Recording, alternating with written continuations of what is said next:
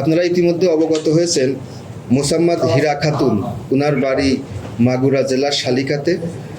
উনি মাগুরা জেলার বঙ্গবন্ধু সৈনিক লীগের সাংগঠনিক সম্পাদক ছিলেন।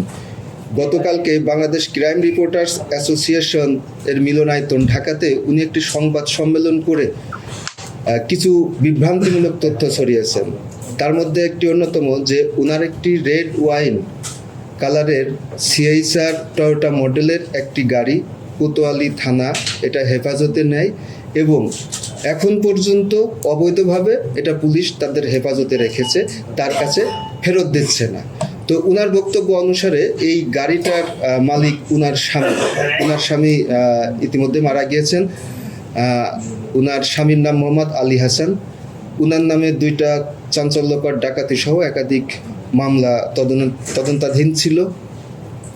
তো আসল ঘটনা হলো যে গত 27/3/2026 তারিখে একজন জনৈক ব্যক্তি ফোন করে কোতোয়ালি থানা পুলিশকে জানায় যে থানার রাস্তার উল্টা পাশে যে রিসম্যান নামক একটি পোশাকের শোরুম আছে, ওখানে অনেকক্ষণ যাবত একটা রেড ওয়াইন কালারের টয়োটা ব্র্যান্ডের সিএইচআর গাড়ি রাস্তার উপর পড়ে আছে এবং স্বাভাবিকভাবে যান চলাচলের সমস্যা হচ্ছে। তো অনেকক্ষণ ধরে তাদের মালিক অথবা ড্রাইভারকে খোঁজাখুঁজি করেও পাওয়া যায়নি।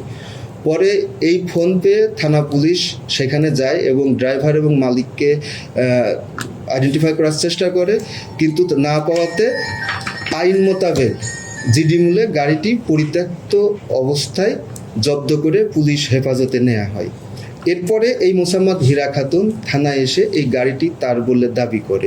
তখন কোতোয়ালি থানা থেকে তাকে পরামর্শ দেওয়া হয়, যেহেতু এটা জিডি মূলে জব্দ করা হয়েছে, তাকে তার প্রপার ডকুমেন্টস আদালতে দেখিয়ে এই গাড়িটি তার নামে হস্তান্তরের একটা আদেশনামা নিয়ে আসার জন্য।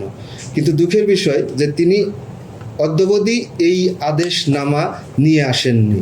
উপরন্তু এই বিভিন্ন সংবাদ সম্মেলনের মাধ্যমে উনি এই যশোর জেলা কোতোয়ালি থানার এই পুলিশের বিরুদ্ধে এবং অনেকের বিরুদ্ধেই বিভিন্ন বিভ্রান্তিকরমূলক তথ্য প্রচার করছেন, যেটা আমাদের জন্য রীতিমতো অসম্মানের।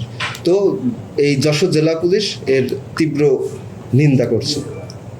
ধন্যবাদ সবাইকে।